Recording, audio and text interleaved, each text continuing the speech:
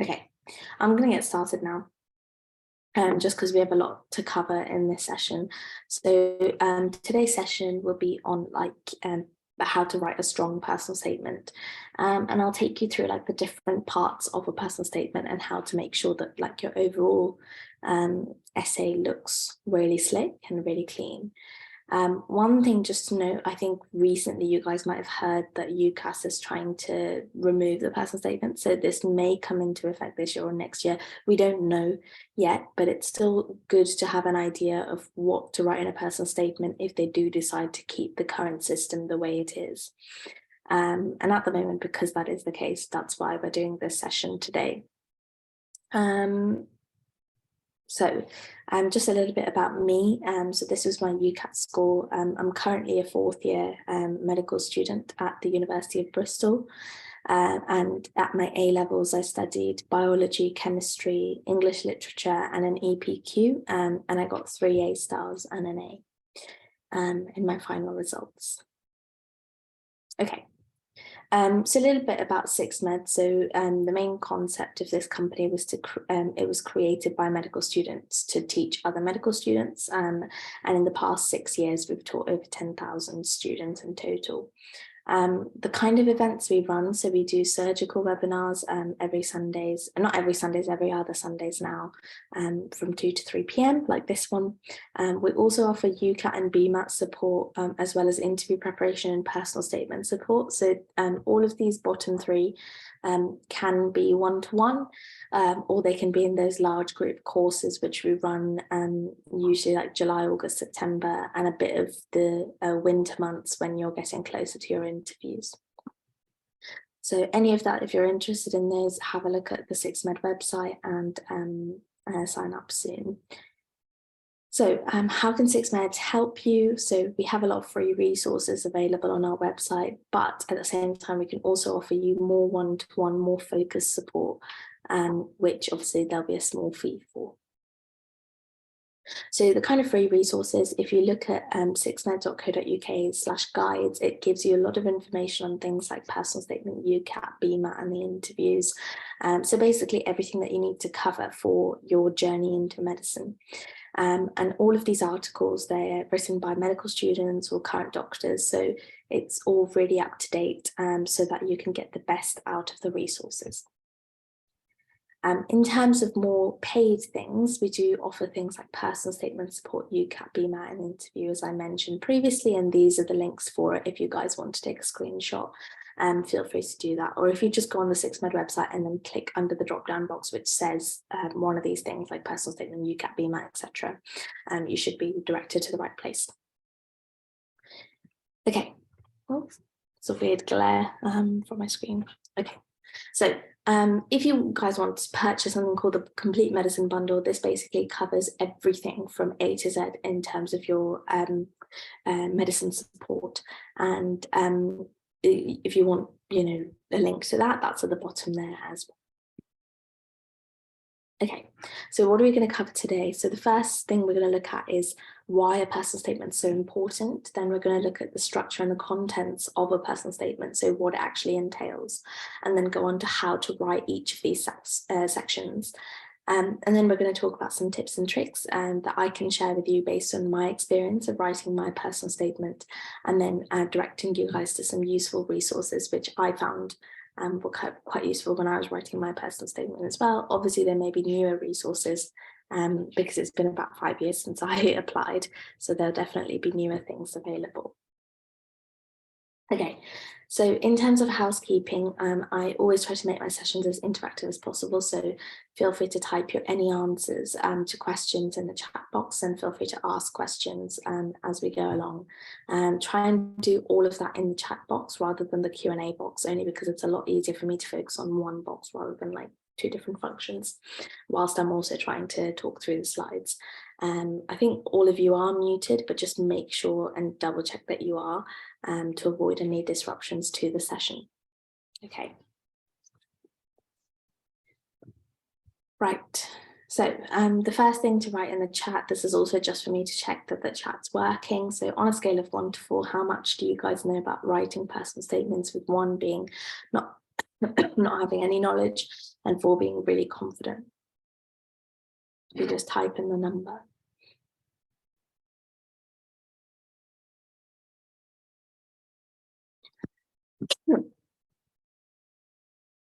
Okay, most people between a 2 and a 3. Okay, perfect.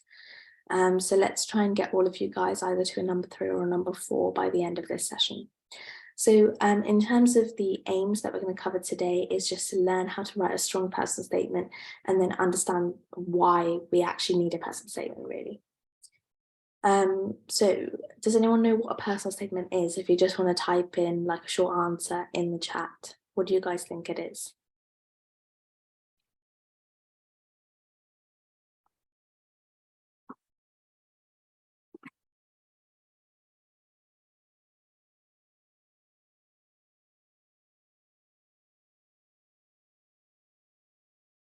Okay, people are not too sure. Okay, well, so, an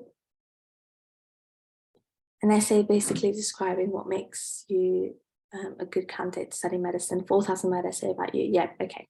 Just to clarify, 4,000 words, it's not 4,000 words, it's 4,000 characters. So that includes like all the spaces as well as like any punctuation you use as well.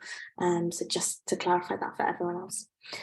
Okay, so yeah, so it's essentially a display of showing who you are both academically, but also your ability to balance those academics with some hobbies as well, and being able to show why you're suited to study medicine. And it's essentially like a piece of paper just showing to them who you are. That's how I see it. It's essentially a brief summary about you, as somebody said, 4,000 characters, and it's a chance to describe, first of all, you in general, how you developed an interest in medicine, why you would be a good candidate to study medicine, your motivation, and then what you do outside of academics. So that's how I'd sort of split the structure. So a little bit about you in general, what was your journey into medicine, why you would be a good candidate, so that's where your persuasion comes in, and your motivation. So your motivation would be like having done all the work experiences and how you're still inspired to study it, and what you do outside of academics to maintain a good work-life balance, because as we know, medicine can be quite a stressful career, so you need to strike that balance between work and other things.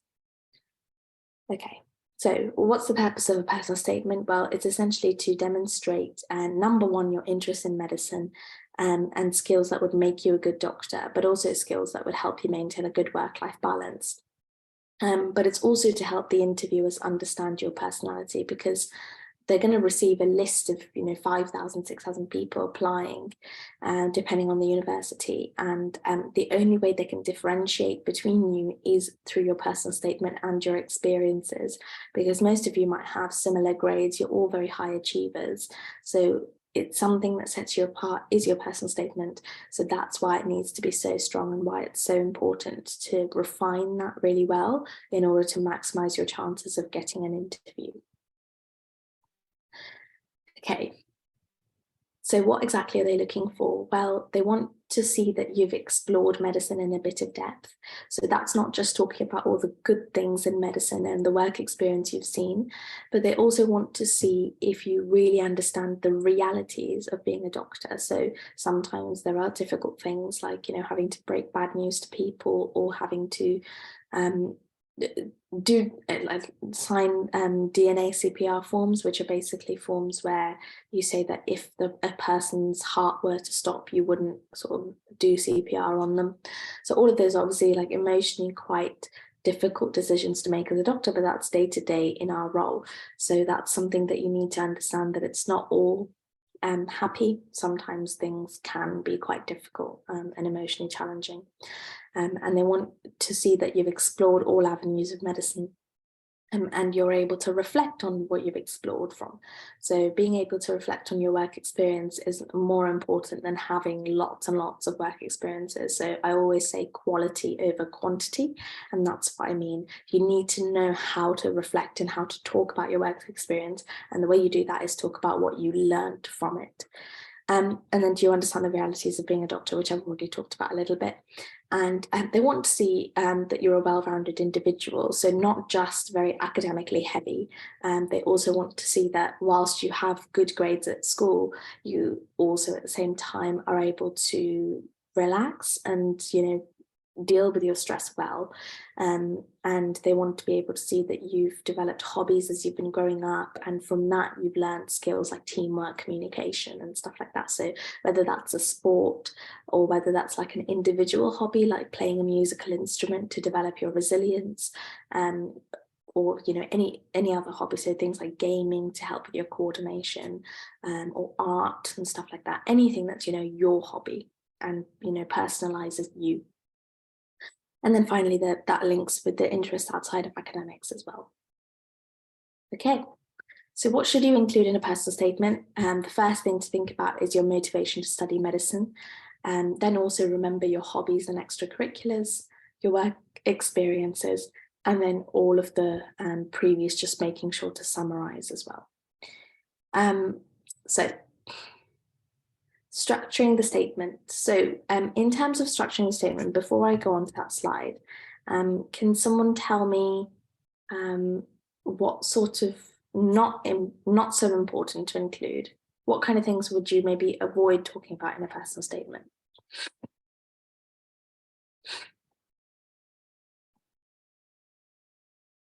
Does anyone know?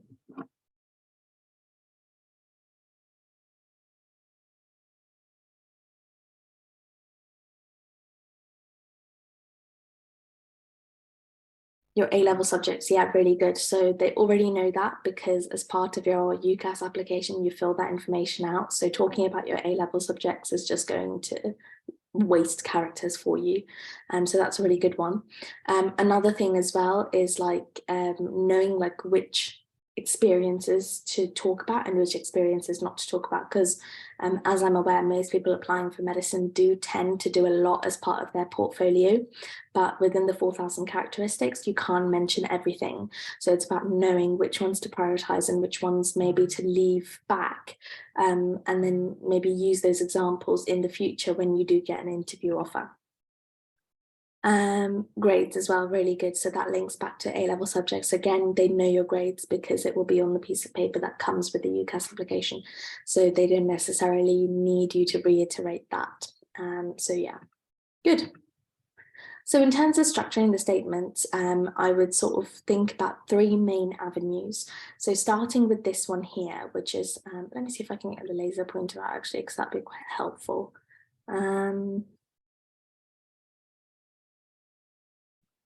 Sorry guys, 1 second. There we go. Okay, so in terms of your motivation for medicine, yes, you'd need to talk about academics, but when I say academics, what I mean is, say if the initial spark for studying medicine was actually when you started learning about, you know, human biology, you can include that in your personal statement as like your first starting sentence. But what you can't include is, oh, I always excelled in biology, I've been getting XYZ grades, because that's, you know, already written in your application. But you can say that a specific area of human biology, maybe the heart or the lungs or whatever it was, really inspired you to then go and find some work experience. That's fine. Maybe you had a personal experience, either because when you were a child you had a health issue, and as a result you spent a lot of time in hospital and they positively influenced you, depending on the way they worked, and that's what inspired you to study medicine. Or maybe that happened to a family member, and again that's what inspired you to help people. And then, or it may just be like me. For me, I didn't really know until year 12 that I wanted to do medicine, until year 11, sorry, that I wanted to do medicine. And it was a mixture of, yes, really liking the human biology aspects of it, but also liking the fact that there is more of sort of interpersonal skills involved in this job, but also striking a balance with that, like being able to do some research if I wanted to. So I liked the mix of both of them, and that's sort of what drew me towards a medical career. So that might be similar for you guys, and that might be the reason. So not everyone, you know, grows up thinking that they've always wanted to do medicine. That definitely wasn't the case for me. So don't feel like your reason isn't good enough. So everyone is different. So yeah, you might have had a personal experience, or you might have just discovered as you've grown up that you like the sciences, and as a result you wanted to do this. And then the next thing to talk about is like your work experience. What did you actually do? What did you learn from it? What did you reflect on it? Why has, even after doing this work experience, what has solidified your interest in studying medicine? That's what you need to talk about.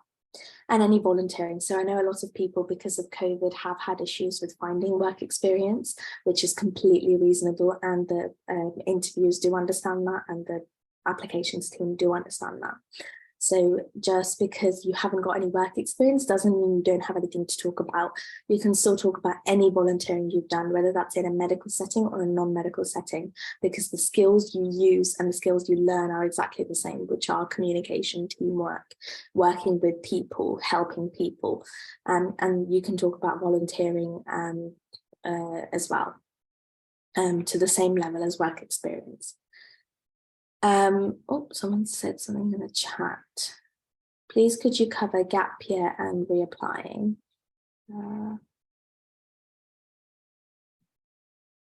Yes, I can talk about it later on. So this is more of a personal statement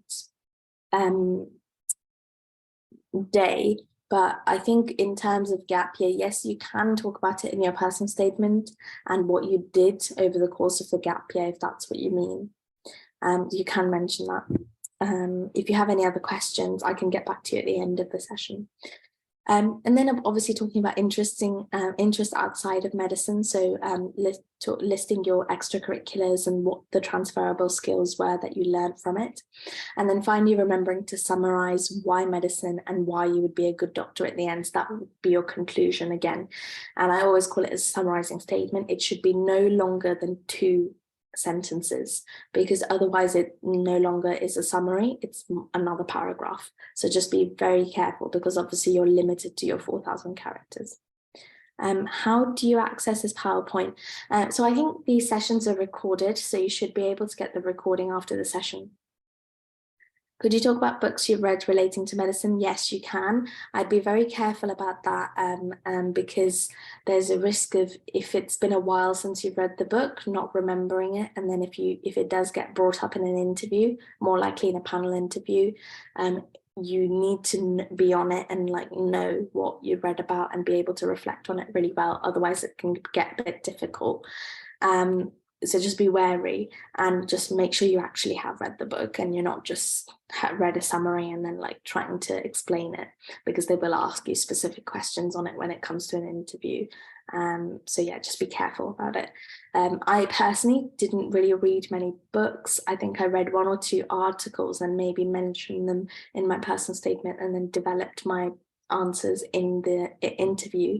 But it's not a necessity to have read something. But if you have, yeah, you can mention it if you're confident enough to talk about it.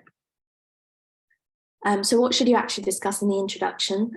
What do you guys think should go in there?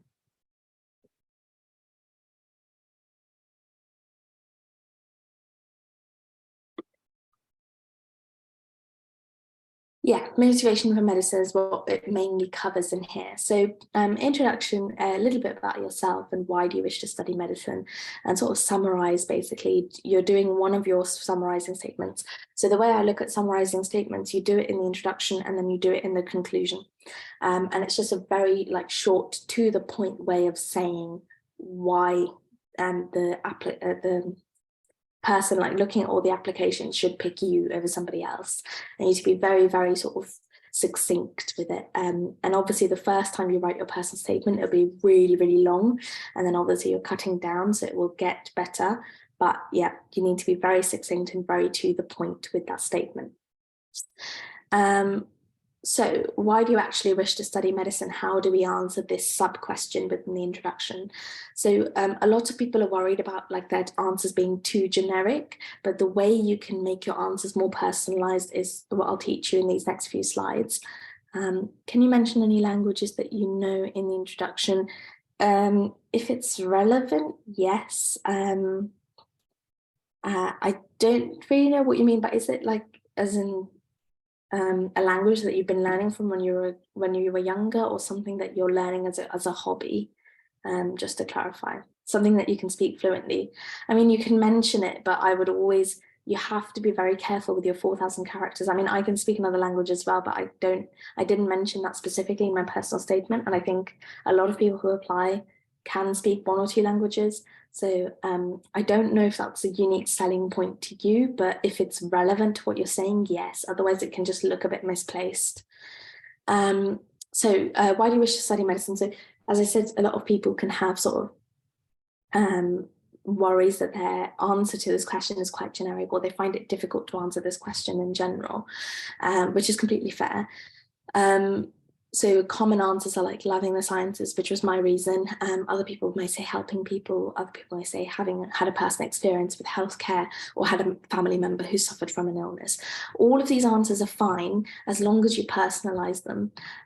So in order to personalize them, this is what you would do. So if you love the sciences, for example, did you do specific extracurriculars, which makes you which shows that you've gone above and beyond to really get stuck in and show your commitment to medicine? So are you part of a certain science club, or did you form a medicine society at your school? So what kind of things have you been involved in to show that commitment, and what transferable skills did you learn from it to show that you love the sciences and showed that that pushed you to study medicine? Similarly, in terms of helping people, why is this specifically important to you? Was there a volunteering experience that you did where you did help someone and you found that that was very fulfilling and that's the kind of career you want to go into in the future? So be personal. So bring out those personal examples from your own work experiences or volunteering. Similarly, if you've had a family member who suffered from an illness, how did that specifically inspire you to study medicine? Did your family member have a rare disease or like a specific disease that you then went on to research and you found it was really interesting to learn about, and that you liked that aspect of medicine, the concept of lifelong learning? Or was it that you saw how the doctors and the members of the multidisciplinary team broke the news to your family member regarding some aspect of their condition, and you really liked the way they worked in a team and the way they communicated to your family member, and that had an impact on you? So make it personal again. And then finally, for having a personal experience with healthcare, again, similar to this one, how did that experience specifically shape you? What sort of inspired you to then say, okay, this is the career I want to do when I'm older?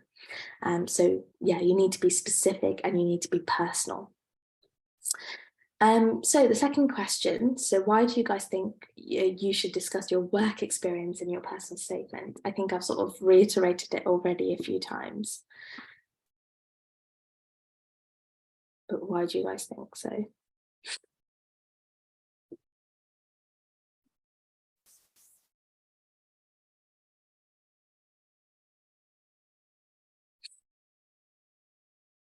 So essentially, it's basically the point I've already made a few times. It's shows your inspirational understanding, highlights the fact that one is aware of what is ahead of them in terms of a career in medicine. Yeah, exactly.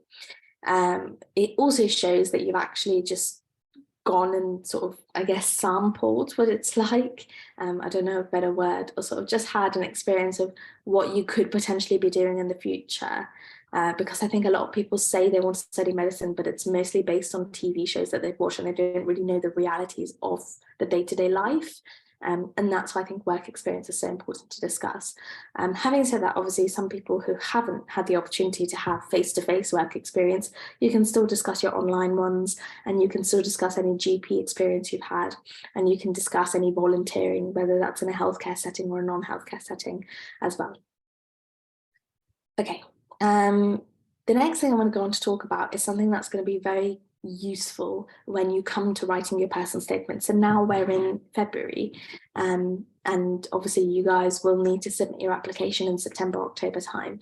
I would say probably start drafting it in June, July, August, and maybe doing a little bit of it, but not focusing on it too much, because you will have the UCAT on your plate as well.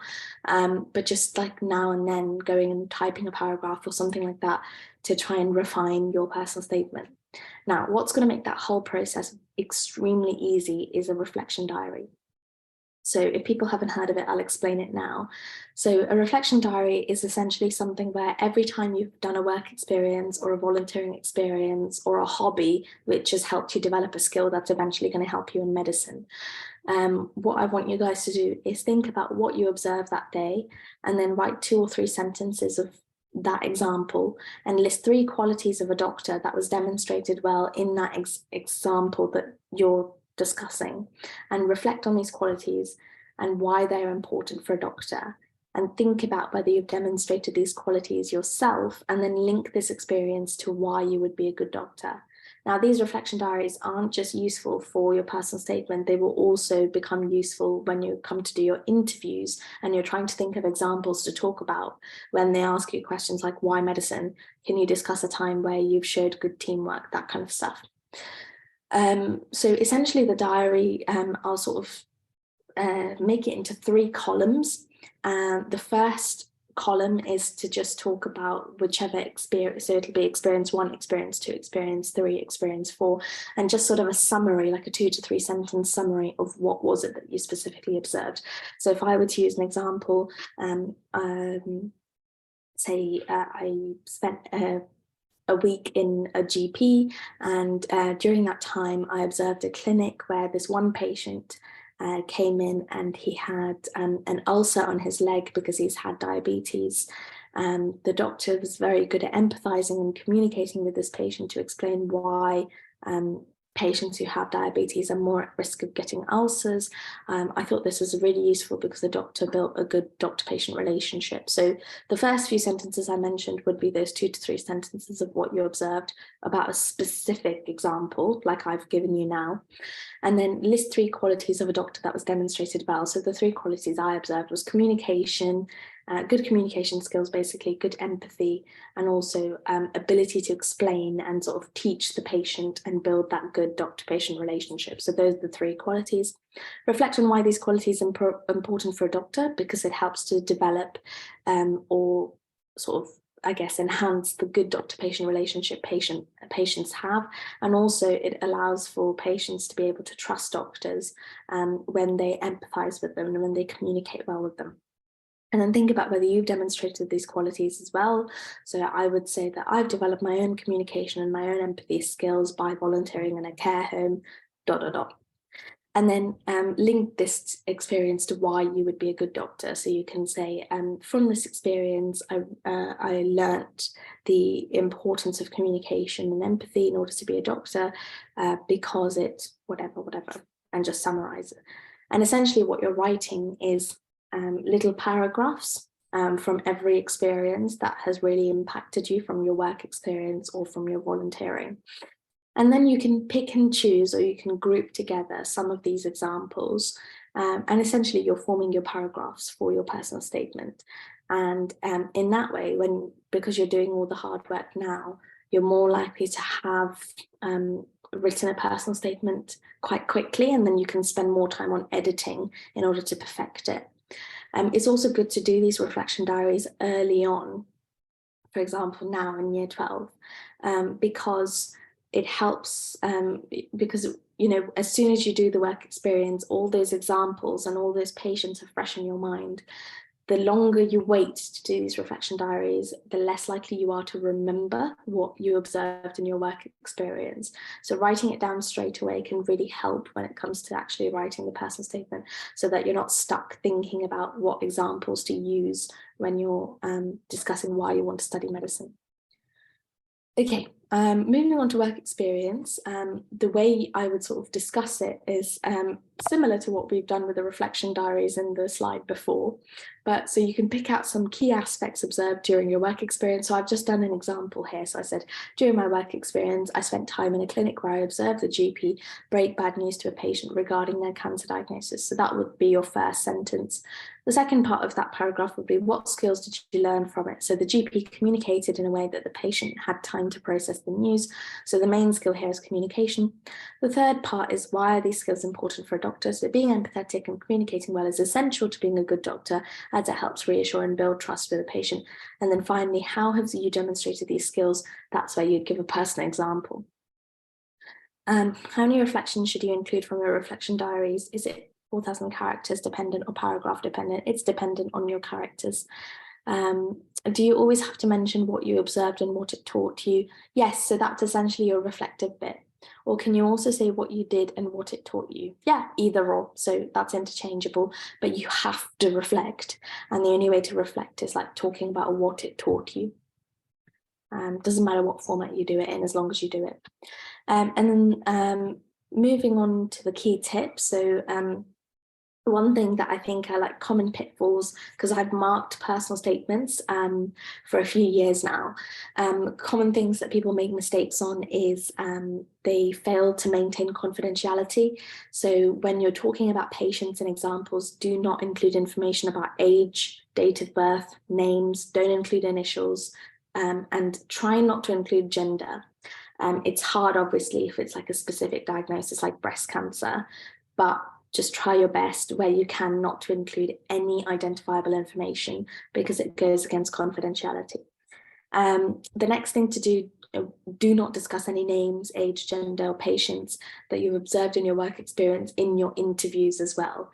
It's sort of a good way to write any of that down because you're less likely to remember it. All I want you guys to remember is what happened during that experience and what did you observe between the doctor and the patient. Don't remember any of this information because number one, it makes you lose a lot of characters when you're writing a personal statement. And then two, obviously it's illegal. So just try and avoid it as much as you can. Okay, second thing, I'm not going to sort of do this as an interactive question. We'll just go straight into the next slide. So why do you think you should discuss hobbies in your personal statement? So going on to this, the main reason for discussing hobbies is just to show a little bit of your personality a bit more. Because again, as I said, most people will have some sort of work experience and some sort of volunteering. So how is this interviewer or potential interviewer actually going to get to know you and your personality and whether or not you'd be the right fit as a doctor? And that's through your hobbies. Can you speak about personal experiences, mother's ovarian cancer experience, or does that break confidentiality? I think that's fine. Rather than saying mother specifically, you could say a close relative who had ovarian cancer, and I think that should be all right. Okay, in terms of supracurriculars, so I always split my hobbies into supracurriculars and extracurriculars, and I'll tell you guys what that means. So supracurriculars are activities that you've completed whilst you're in school or college, which are directly related to medicine and academics, so directly impacting on whether or not you're going to study medicine. So that could be anything along the lines of attending medical student conferences, learning medical content, so about anatomy, dissection, reading up on research papers just for fun or as part of your EPQ. And then obviously your work experiences will come under that as well. And then other things like medical volunteering, so whether you've volunteered at St John's Ambulance or in a care home, if you've done young enterprise projects at school, so business projects at school, if you've set up medical clubs and if you were part of a medical club at school, and whilst you're on your gap year, what did you actually do? Whether that was traveling or work experience and volunteering, what did you actually do? What did you learn from it? So those I would class as supracurriculars. On the other hand, you can also talk about extracurriculars, which are activities done completely outside of academics and medicine, just for your own mental and physical well-being. So that could be D&V, that could be any sort of musical instrument, or being part of a musical band or school choir, whatever it is. Sports, any sports, whether that's a team sport or an individual sport. Doing things like art and drama, reading, whether that be just fiction books or non-fiction books or specifically medical related books, doesn't matter. Community work, so volunteering at a local church or temple if you are religious. If you're doing any part-time work, because that does develop a lot of your interpersonal skills, and any tutoring, again, that develops your teaching skills and your ability to sort of break down difficult information into smaller chunks, which is exactly what you would be doing as a doctor as well. So all of these, again, are comes under extracurriculars that you can discuss. So although you guys prior to the session may have thought, oh, I hardly have anything to say, having seen this list, I hope you feel a bit more reassured that you actually do have a lot more to talk about than you think you do. And then finally, obviously, we go on to the conclusion. Conclusion, my advice is be very, very succinct. You don't have that many words, and therefore you want to make sure you use most of those words when you're talking about your work experience and your hobbies, and not wasting them on your introduction or your conclusion. And I'd say, yes, introduction probably more important than conclusion, but conclusion, all you're doing is just summarizing and basically reiterating what you've already said in the rest of your essay. Finally, after you've reiterated, what you need to do is just discuss why those skills would make you a good doctor in a summarized format. So I think a lot of people sort of fall into the pit of rather than summarizing, they sort of repeat what they've already said, which obviously is what we don't want. So try your best not to sort of repeat what you've already said in the past in a long paragraph as part of your conclusion. Okay, so in terms of top tips, what you should be doing, so make sure that you show your passion throughout your personal statement. You have to write multiple drafts. There's no way you can just sit in one sitting and get the perfect personal statement. A lot of people really struggle with the introduction. So my advice is don't start with that paragraph. Start with one of the middle paragraphs, because if we've all done it, so if you've all prepared your reflection diaries, you can immediately go and write up a work experience paragraph and talk about what you've sort of learned, which has inspired you to study medicine. And that's going to be a paragraph that's a lot easier to write than, say, answering the question, why medicine? Because you may have a lot to say, you may just not know how to put that into paper, which is the same issue I had when I was writing my personal statement. So start with one of the middle paragraphs, which is probably easier to get a move on with, and then go back to the introduction at the end. If you find that sort of structure weird and you're very set on starting with the introduction, do that. Obviously, play around with it. It's your personal statement, so you figure out which way is best for you. Try and show your strengths as well as you go on. So even during your work experience, did you have some sort of active role? And for example, did you sit down with a patient and sort of reassure them if they were asking you certain questions? Were you able to answer them, or were you able to help reassure them? Did you have a particularly big impact on a certain patient? Discuss that, because you're trying to shine a light on all your positives to maximize your chances of getting an interview. Make sure you ask for feedback as well. So for obviously, like, one good thing would be asking a family member to read your personal statement, but a lot of the times they tend to be biased. They can be quite harsh and give you quite good feedback, which is always good, but sometimes they can be biased and they may not be able to pick up some stuff in your personal statement that an outsider would be able to. So ask someone from your family, but also more importantly, ask someone from school. So that could be a teacher who's looked through a lot of personal statements in the past, or it could be, a teacher that you're just generally close with in a certain subject and you think that they would give you some good feedback. But at the same time, while I say that, this personal statement is personal for a reason. So if they give you feedback that you feel like, oh, if I change this and if I listen to them, it's not going to feel like my personal statement anymore, you don't necessarily have to take that feedback on.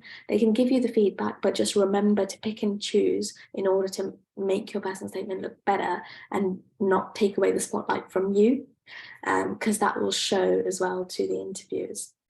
And be consistent as well. So because obviously we only have one personal statement for all of your UCAS choices, you have to be really careful not to specify a certain university. I know most people won't do it, but this is just to reiterate not to.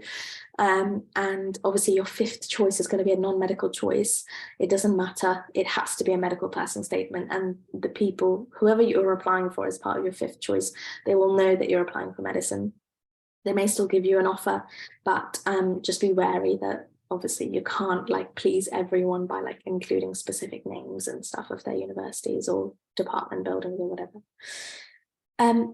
Things not to do not lie or exaggerate, obviously, very, very fair things, and obviously very obvious things. Don't go into too much depth. So it's a fine balance between knowing what to talk about a lot and then what not to talk about so much. So yes, to work experience, talk about that a lot. But with hobbies and stuff, you can talk about it and you can talk about what you've learned, but you don't necessarily need to go into details about a certain game that you had, if you're playing a team sport, for example, you can just say in general, you've done X, Y, and Z activities in order to help maintain your good work-life balance. If they do want to find out more about it, they will ask about it in the interview.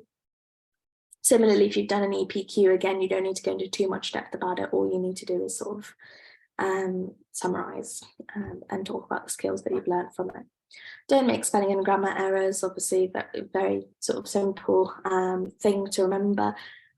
It's obviously the personal statement is also a way for them to look at how well you articulate stuff in written language. So just be wary of spelling and grammar issues, and don't leave it to the last minute, obviously, so that you can write your multiple drafts and ask for feedback. Okay, so that was the summary of my presentation. So now, how do you guys feel about writing personal statements? More or less confident? I hope more confident. I hope I haven't confused you more. Okay, so we've got more 3s and 4s, which is good to see. Okay. So some useful resources that I just wanted to point out. Obviously, 6med have a personal statement link, basically, where you can go on to look at like how to structure your personal statements, I guess, in a bit more depth. Also, UCAS has an article on the tips on writing personal statements. It's really useful to read through because obviously they get millions of personal statements every year that they've sort of scanned through and looked. So from that, they've summarized and they've sort of given an overview of what are the good things to do and what are the bad things to avoid. So make sure to have a read of that. And then finally, there's also an other article, can't remember where this is from, but I thought it was pretty good. So it's how to write a powerful personal statement, and actually like talking through how to sort of persuade a person on the panel to accept your application over somebody else's. So it's really good to have a look at that one as well. So thank you. So what I'll do now is I'll just start the Q&A. So any questions, just pop them in the chat and I'll try and answer them one by one. Try and get through as many as I can before 3 p.m. If you don't have any questions and if you're happy with everything that was covered today, feel free to go and enjoy the rest of your Sunday. But if you do have questions, obviously linger behind and feel free to type them in the chat and ask. And I'll just be hanging around here until 3 to answer those questions.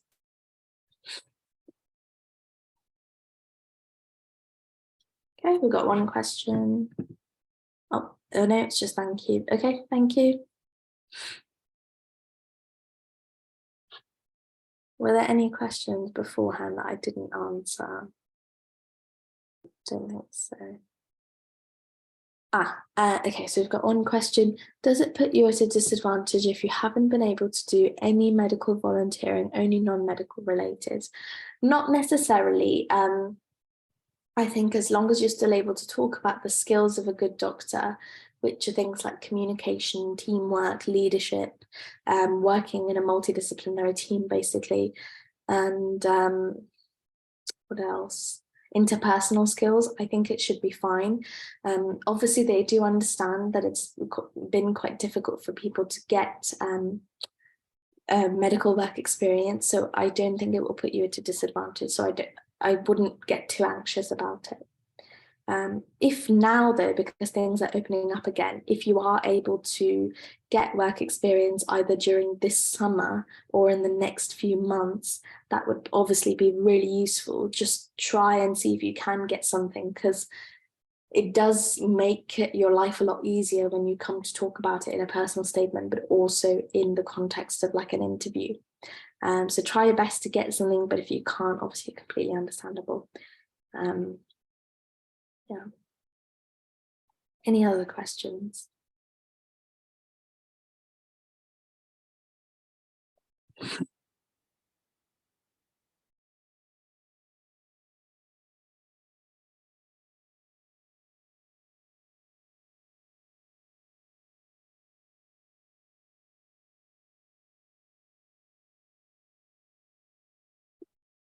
No problem.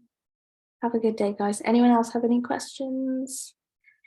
the person who was gap year entry.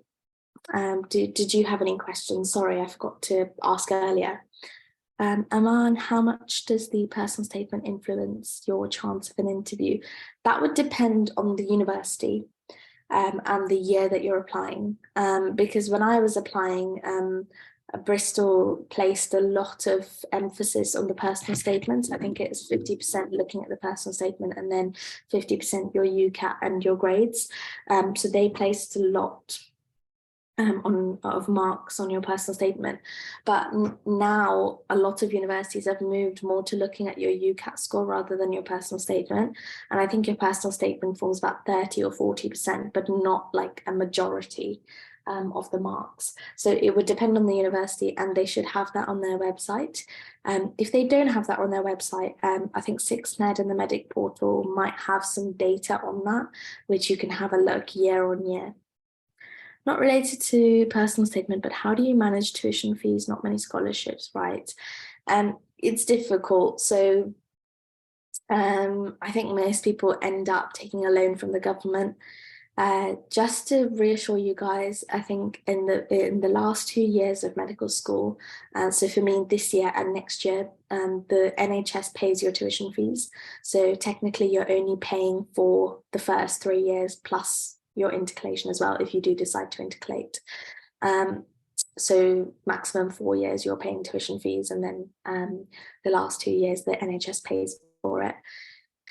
It's difficult, so you can completely understand where you're coming from. I have a lot of part-time jobs alongside uni, and that's how I sort of balance my finances. It's something that you have to do a lot of growing up whilst you're at medical school. But it's the way it is at the moment. There's not really much we can do. There's a lot of bursaries, depending on the universities you go to. They do have scholarships and bursaries which you can apply for a few months before you start university. And if you have some extenuating circumstances, or if your household income is less than a certain amount, you can get a higher amount of a maintenance loan.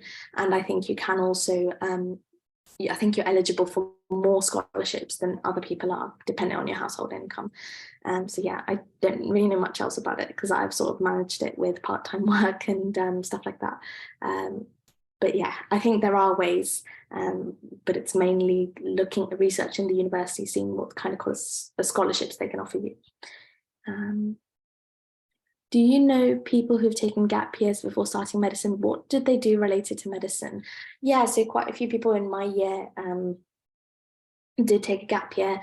A lot of them spent the first half of the year working, so part-time job, and some of them managed to find part-time work in a medical field, so either working as like a medical receptionist for a GP or for, in a hospital, or just working as like a healthcare assistant. Healthcare assistant jobs, really good, really hard work, but it gives you the best insight into being a doctor and being in the medical field, because you are literally looking after patients, you're developing those communication skills, you can directly speak to F1 doctors, the team every day, whenever you work, and it's really good pay as well.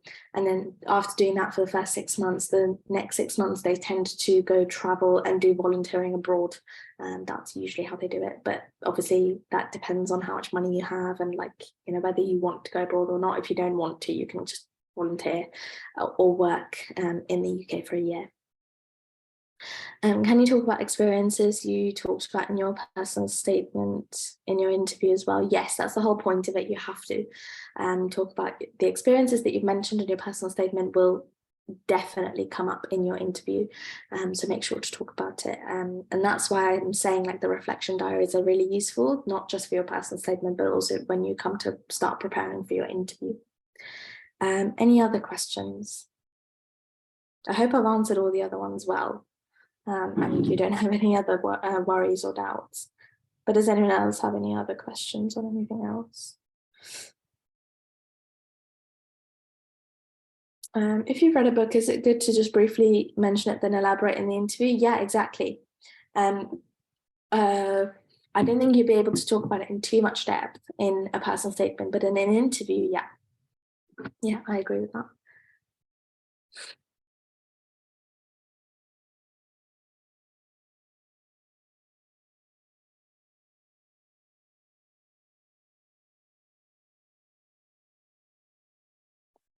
Anything else? Got 9 more minutes for any other questions. Could you name a few other countries to study medicine apart from the UK, like in Europe, that is worth it? Oh, I don't know too much about it. I know a few people because they came back as F1s when I was in my 3rd year, so 2 years ago. And they came back from Bulgaria. So they were UK students who went to Bulgaria to study, and then they came back. Their curriculum's pretty good in Bulgaria. I can't remember which university they studied in, but it was in Bulgaria. I think people also they go somewhere else. So I can't seem to remember off the top of my head. I know Bulgaria definitely is one. Difficulty of going abroad, though, is obviously learning the language, because a lot of patients will not speak English, so you have to learn language as well, and also obviously at the same time you're learning medicine, so it can be quite difficult. It's a very good opportunity to go, but yeah, is that something you're considering applying for, or sorry, I don't know who was it, Mohammed? Is that something you're personally considering applying to? I know there's one in St George's Uni in London. They have a link abroad to another country, I can't remember where some students apply through that route. So it's still a London affiliated university, but you're just studying in a different country. And similarly, in Barts, a few, like 20 students every year go abroad as well, but they're affiliated with QMUL. Yeah, I'm looking at Italy at the moment. Okay, I don't know too much about Italy, but the other ones that I've mentioned, I do have a bit more of knowledge on, so have a look at those ones. Do you think shadowing a pharmacist would be a useful experience? Yes, definitely. So they're a really important part of the multidisciplinary team. Maybe shadowing both the community pharmacist, but also a secondary care pharmacist, because community care pharmacists are like in Boots, for example, they're the ones who give patients their prescriptions and like do vaccinations and eye test, like, you know, refer them to eye tests and everything, depending on what they have. But secondary care pharmacists, so pharmacists who work in hospitals, are really important as well, because they'll do the drug round every morning. So similar to a ward round that doctors do, they do a drug round, and they check like the drug charts and make sure that everything that's prescribed is as it should be. There's no conflicting allergies, and if they've prescribed like opioids, for example, that they've prescribed an anticipatory antidote as well, and that's just in case like the drug and the opioid dose gets too high that it can cause lots of side effects. Similarly, they just double check antibiotic prescribing and all of that stuff. So it's really useful stuff to learn when you become a doctor. So it'll probably be a good work experience, I think. You can see if you can try and arrange it at both hospital and in the community. Probably be easier to get it in the community, but you can speak to the community pharmacist and see if like one of them go into the hospital one day and like shadow them there. Yeah. Any other questions?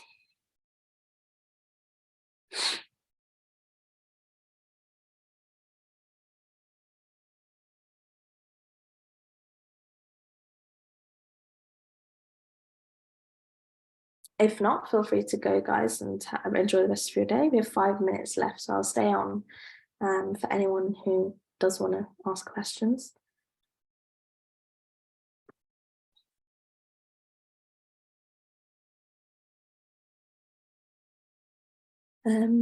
Should you include things like competitions you've entered, like chemistry Olympiad? You could do. I wouldn't put it sort of at the top of your stuff to talk about as part of your supracurriculars. And I would only sort of include it if you have some extra characters left. Because I did the biology Olympiad similar to the chemistry one, but I didn't sort of include it as part of my personal statement because I had so much to say regarding my work experience, and I thought that was more important to go on there. Because if you think about it, again, loads of people will do the chemistry Olympiad, so it really depends what you're going to say about it.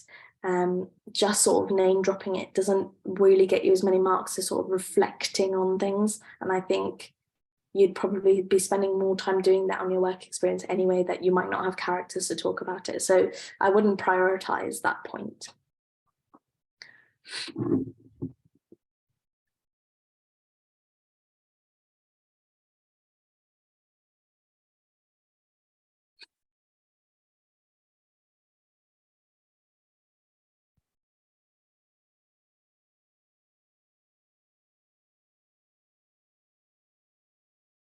Okay, anything else at all?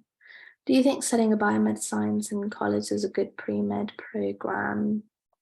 Yeah, so sorry, Leslie, is that, are you from America or a different country? Or because we're not familiar with like pre-med program stuff here. So just elaborate for me and I'll see if I can answer your question best. In Greece, okay. Yeah, biomedical science is probably really good because a lot of universities in the UK, they offer a program where if students didn't get into medicine, that you can start a 1 year biomed degree and then switch to medicine in your second year or your third year. So yeah, biomedical sciences will really help you with year 1 and year 2 of medicine, because you're learning about things like cellular and molecular biology, and you're learning about hematology, cancer biology, all of that you'll cover in your first and second years, which are basically called, I guess, your preclinical years. And then year 3, 4, and 5 tend to be your clinical years where you're fully in hospital. So yeah, it will definitely be helpful. I had a few friends saying that the personal statement is going to be replaced by questions next year. Is it true? Yeah, so that's what I mentioned at the start. I don't know if you were here. So I think they're thinking, the UCAS is thinking of scrapping the personal statement and changing it to questions. I think the questions will still cover the main crux of what the personal statement asks you. So things like why this subject, what hobbies do you do, that kind of stuff, I think will still come up, but it will just be in a more structured way. But I think the way you sort of answer your questions still need to include the things that we've sort of gone through today. So yeah. Not sure when that's going to be changed, but I think that you are right, there has been talk of it, but I don't know too much information about it.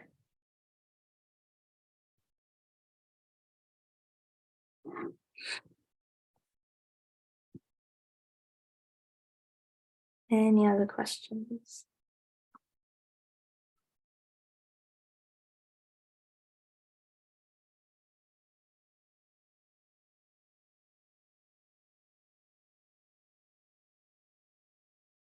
Okay, so if there are no more questions, seeing as it's nearly 3 now, I'll let you guys go. Hope you have a good rest of your day.